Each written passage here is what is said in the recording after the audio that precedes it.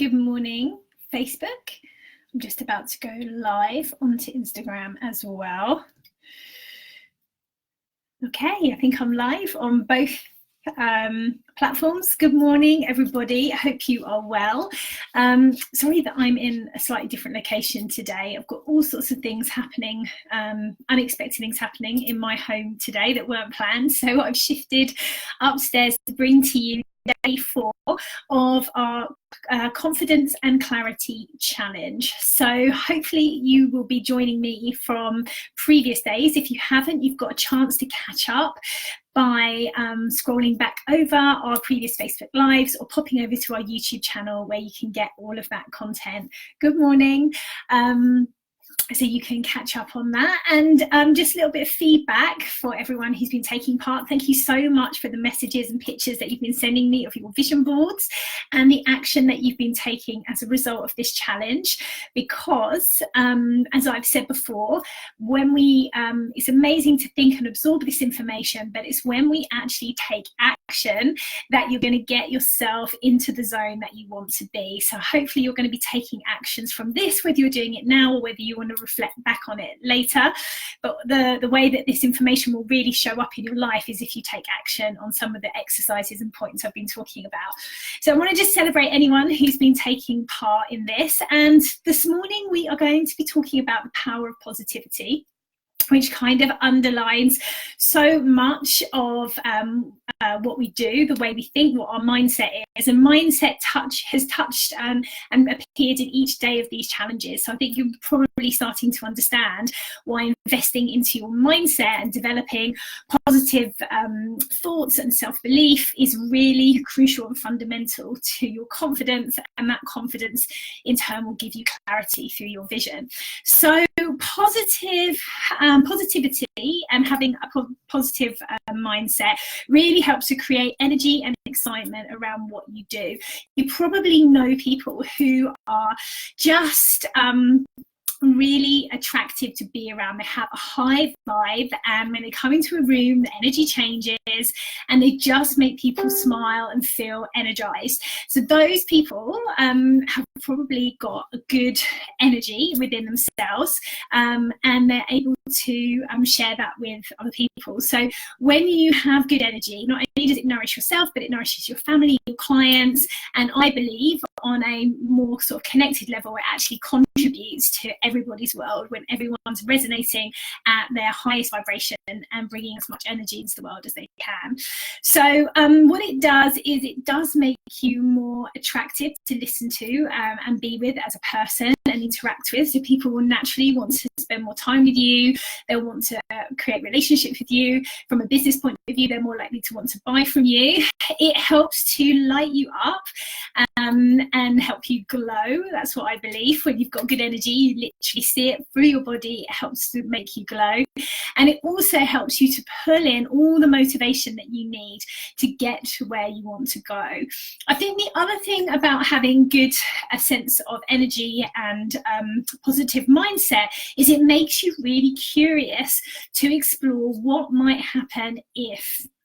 And this is one of the biggest blockers for people who don't feel confident, that they're worried about if they make this decision, something bad is going to happen. Someone's going to judge them, they're going to feel ashamed, they're going to make the wrong decision. When you've got good energy and you believe in yourself and you feel excited about what you're doing, it makes you more curious. And when you're more curious, you see more opportunities around you. You can see how you can put the parts of the puzzle together in a different way to create a different solution. It makes you more agile and flexible in your personal life and your professional life as well. So it's a way to just kind of, if you have a positive mindset, it really affects just every level of your life, your mind, your body, your spirit, your friends, your family, your community, your business, and everybody. So today, I just wanted to talk about some of the things that you can do to cultivate a positive mindset. And some of these you might be aware of already, and some of them might be new to you, but it's just really to bring them into your awareness. And then what I'd love you to do as a result of this live today is to pick one of those and just see if it affects your energy, affects how you feel, affects how excited you are about today, what's ahead of you in this amazing, beautiful day that we've been gifted, or your business or a relationship or anything like that. So let's start first of all with thinking about our brains and what happens in our subconscious brain. So I'm a clinical hypnotherapist, and I spent 2 years studying about how your subconscious really drives most of your thoughts and your beliefs. Our conscious brain, the brain that we use to make decisions every day that we're really aware of, and that's helping us to obviously function and make decisions, but our subconscious programming is running all of the time in the background, giving us our thoughts and beliefs and our values, and it is more powerful than your conscious brain. So your subconscious and the subconscious thought patterns that you hold, they are programmed into your brain from when you were a child. In fact, the way that children's brain waves actually resonate, the frequency that they resonate is in the first few years very much like being in a hypnotic state, which means that any messages that children receive,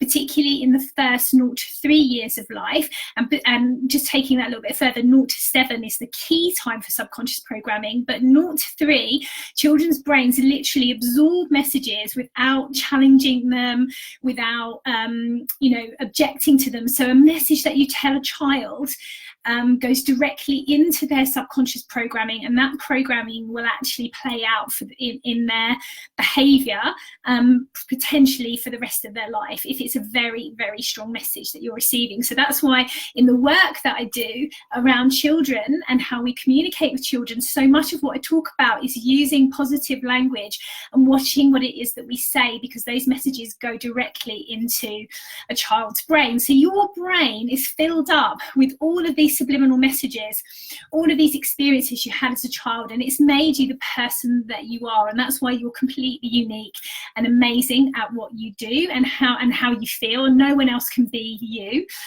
because that programming is really unique. But the programming that can be running, it's a bit like having software on your computer that isn't necessarily giving you optimum performance or getting you where you want to be.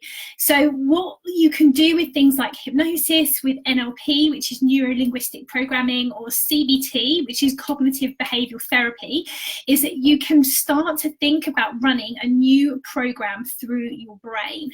So it's like upgrading your iPhone to the latest software update, or running a new program on your phone. So if you're running on old negative thought pattern, it doesn't mean that you can't change it. The first step is acknowledging that maybe some of the thoughts that you hear in your head don't make you feel great or good about yourself, and then taking action to change that program, to upgrade the software so that the programs that are running in your head is completely conducive to supporting you into where you want to go. And I shared a really good post this morning on Instagram, which was, if you wouldn't say it to your daughter or your son, then don't say it to yourself. So much of the self-talk that is on our heads can be destructive. It can be downright mean and nasty. So if you want to get rid of those programs running around in your head, and if you feel that they're contributing to negative behavior or mindset, there are things you can do. So you can work with a hypnotherapist, you can get a hypnotherapy download. Or one thing that you might want to try, which is super easy, you could even do this tonight, is Dr. Bruce Lipton, who's an amazing neuroscience scientist, talks about programming your subconscious whilst you are asleep, because when you are asleep, your brain waves drop down again into this more open and absorbent frequency, which can actually take on new messages. So there's some really good 8-hour kind of subconscious programming hypnotherapy tracks that you can put on with your headphones when you go to sleep.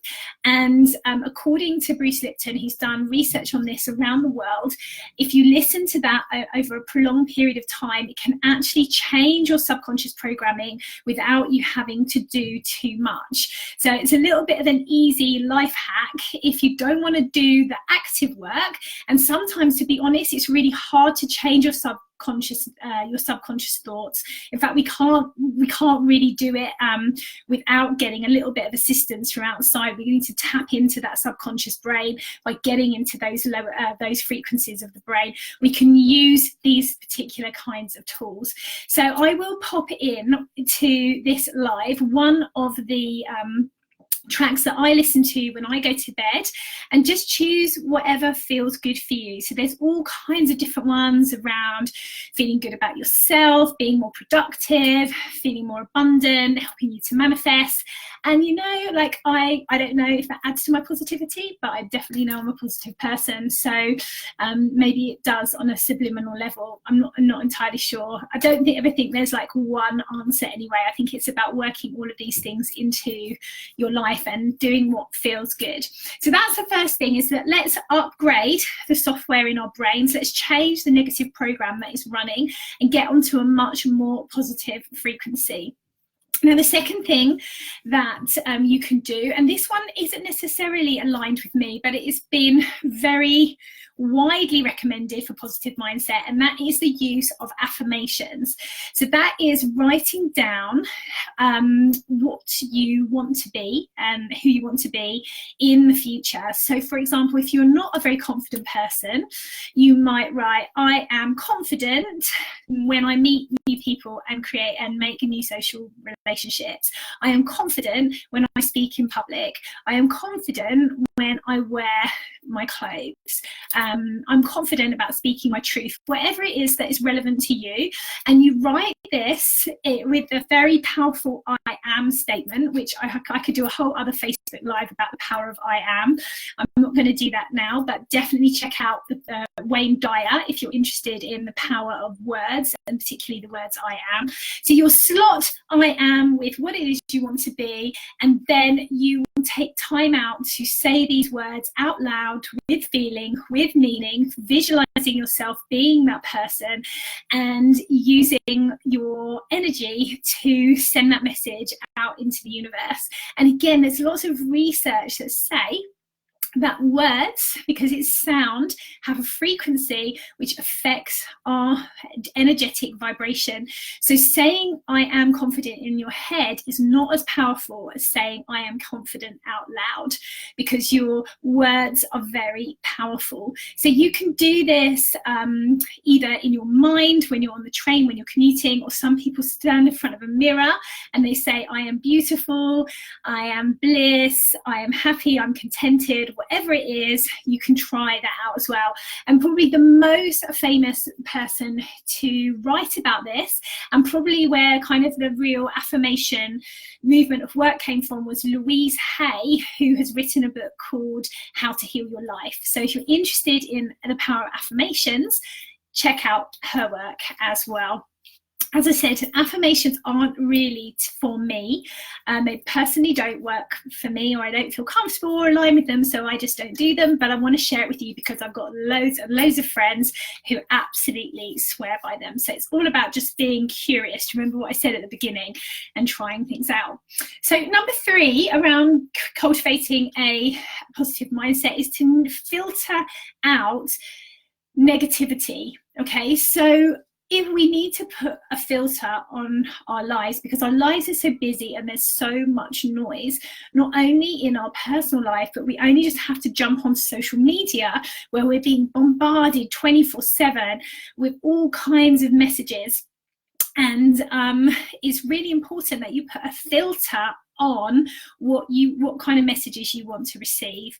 So you want to think about what things in your life are negative energy draining activities. Who do you follow on Instagram that when you look at their posts, they just don't make you feel good about yourself, or they trigger you and you get some negative emotion coming out, like resentment or jealousy or anything like that?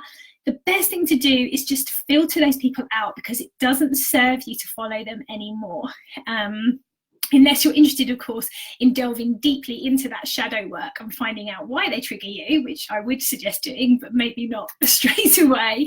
Yeah, so filter out the people that make you feel negative about yourselves. Have an audit of your friends and family. I know it can be really difficult, but if you have friends and family that don't support you and don't lift you up and don't energize you, you are going to be pouring your energy into a vortex, and that can be over the long term not sustainable as a friendship, and just really super draining as well. So have a think about, are your friends supporting you and nurturing you and nourishing you, or are they draining you and making you feel bad about yourself? And this can be hard work, but really the message is to let go of anything that doesn't serve you in your life, whether it's people, activities, jobs, habits, beliefs, anything. You've got to clear that stuff out, because you've got to create this space for this energy to start flowing, and then from that space is a brilliant place to step into your power as a creator. So let's filter all of those things out. Good story to tell you around this that happened to me this week is I went to see the new Quentin Tarantino movie, Once Upon a Time in Hollywood. And as I was watching it, and I should have known this because it's a Quentin Tarantino movie, there was lots of violent scenes coming into it. And then the end is just like a horrendous violent crescendo. And I actually went to get out of my seat and leave, because it was so not aligned with me, and it was so bringing up a negative emotional response in me, that I had to just literally get out of that cinema. And it made me realize that I am very sensitive to things like violence on screen, and that I should 100% remove that and filter it out of my life. I definitely don't need to do it. I'm the girl that will go and watch documentaries, I will watch comedies, I will watch dramas, but I do not want to watch any kind of violent, gory or horror movies. And so because of that the emotions around that aren't going to touch me, and then they're not going to make me feel bad. So just be aware all the time of why is the way that you feel what you feel, and be aware that your environment really affects your thoughts and beliefs all of the time. You can switch from one environment to the other and feel instantly better. So just be aware of what your environment is made up of, and who is in your environment, and what you're doing, and all of those things. Okay, so that's filter out. So number 4 is do more things that excite you on a daily basis. So I can share my number 1 quote that I always love and always come back to, which is by Rumi, who is a Sufi poet, and he says, follow your excitement. And this is my mantra. If I'm excited about something, I'm energized, I do whatever it takes to make that thing happen. Things just seem to fall into place when I am excited and energized, because I'm resonating at what I think is a higher frequency, which means that things just seem to just adjust themselves and fall into my path and make things happen. So feeling excited about your life, your family, your friends, what you're doing each day, your work is really important. And one thing I do practically around this is that every month I put something in my diary which is completely and utterly new. So something I've never done before, something that's going to be a bit out of my comfort zone, but something that makes me feel a bit excited because I'm growing, learning and expanding. And so I've always got something to look for every single month, which is exciting. And I'm sure that that is part of why my energy is always very high. Now, it doesn't have to be like a super sexy holiday. For me, it definitely would be like traveling to a beach somewhere. But if I can't do that, it could be going for a walk somewhere totally new. It could be making food, buying a cookbook, or getting a recipe off the internet and cooking something new. It could be dyeing my hair a different color. It could be just, I don't know, like giving myself a massage, or whatever it is, just something new that you've not done before that makes you feel good, it energizes you, and it's exciting. It's really important to keep your good vibes high. Okay, number number 5 is move. So if you do feel negative, this emotional feeling can settle and embed itself in your body. So your body can actually feel heavy when you are feeling negative and not energized. So, you know, you might feel sluggish, you don't want to do any exercise. So the way around this is to move. So just move your body in any way that feels good for you. You don't have to go out and do a 10K run. You can take your dog for a walk. You can put on your favorite tune and dance around the front room. You can do a class, you can do yoga, anything you want, but move. Because when you move, you just shift all that energy around your body and it just helps things flow a lot more. So if you can try and move every single day, that is going to be really beneficial for your positive mindset. There is some people who do work simply around shaking. So when you get up in the morning, you can just shake out the whole of your body and just start the energy flowing and just get rid of anything that's stuck and is not negative for you. So everybody can get up in the morning and do a little bit of shaking. Just put on a bit of Shakira or whatever it is that you love, and then just kind of just shake it all out. So move in some way. Number 6 is kind of similar to number 1, which I put turn down negative FM. So this is whatever channel your brain is tuned into to listen to.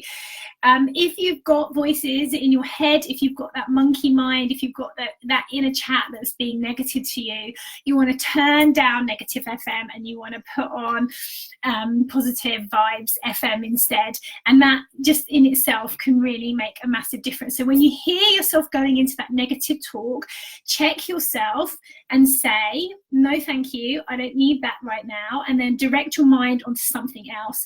If you remember yesterday, I used the quote, it's not mine, but the quote was, your energy flows where your attention goes. So if you start to feel negative or you get into a trap of negative thinking, you need to stop and divert your brain onto something positive, something that excites you, to start the process going back in rewind. Again, I'm making it sound really simple. It's not simple because, sorry, I'm making it sound really simple because it is simple, but it's not easy. Because this is years and years and years of subliminal programming that's been going into your brain. So don't give up if it doesn't happen tomorrow. But one of my favorite books, The Compound Effect by Darren Hardy, talks about little tiny micro steps to get you where you want to be. And that's what this challenge has been about really this week, is just taking that small micro action to bring you closer to where you want to be. Number 7, and the last one, is practice gratitude. So gratitude is so powerful. I do it every single day. I spend a lot of my time talking to myself, actually, saying, you know, being really grateful and aware of what it is that I receive. So when you practice gratitude, you just realize that every single day is a gift. The fact that we have a life, the fact that we're here, that we're healthy, you know, the fact that we can experience everything that life has to offer is just something to be grateful for, full stop, no matter where you are in your life, what kind of lifestyle you have. So when you start to practice gratitude and really understand what it is you've received already, it's much easier to therefore give. And when you give, you develop love and trust, and that creates an energetic cycle around it. So with gratitude, if you've never practiced it before, you can be like me, like the weirdo that just talks to herself in her head. You can say it out loud. You can send text to people, which is what I like to do. Just send out little love notes in my texts, saying, thank you, you mean a lot to me, or I love you. Yes, I really do that. But my friends know, so they don't think I'm weird. Or you can have a gratitude journal where you write down before you go to bed everything that you're grateful for that day. And in the morning, you can write one about everything that you're grateful and that you want to receive on that day.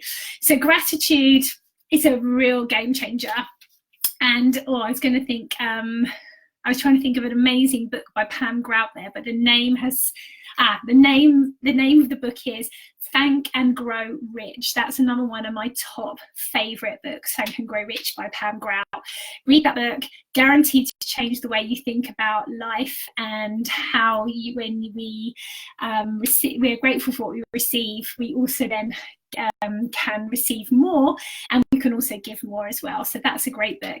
I've done some really good shout outs in this live today. Do check out all of these things, because what I'm saying to you is nothing new. It's an amalgamation of so many philosophies from around the world that date back from thousands of years. And if you look at the root of many religions, they all come from the same place, which is all coming from the highest vibration of love. And so what I try to do is just read and absorb as many of those theories and philosophies, hang around and listen to inspirational podcasts, read more books. I go on lots of courses, I have a coach, all of these things, which again keeps me energized and aware of my capabilities as a human, so I can reach my full potential. And you can do exactly the same too. I am not any different from anyone else. I just like to spend a lot of my time feeling excited, and I do that by nourishing myself with all of this really great, positive and energetic information. So pick one of those, just a little micro action, whichever one feels good for you. Let me know how you get on. We're almost at the end of our challenge. It says, can you put a list of Instagram, Facebook of these books? I've forgotten some of them. Yes, of course I can, Danny. I will pop them on my story for you with pleasure, because a lot of these are my absolute faves. Yeah, so tomorrow is the last day of the challenge, and we are going to be looking at how to say yes with confidence. So just how to say yes and feel yes 100%, and also how to make no-lose decisions. So if you're a procrastinator, that would be good for you. And then we're going to be winding up just with a little bit of reflection on how the week has gone. Sorry, I've got a cold today. So yeah, let me know your thoughts. Please send me any messages. Let me know how you're getting on.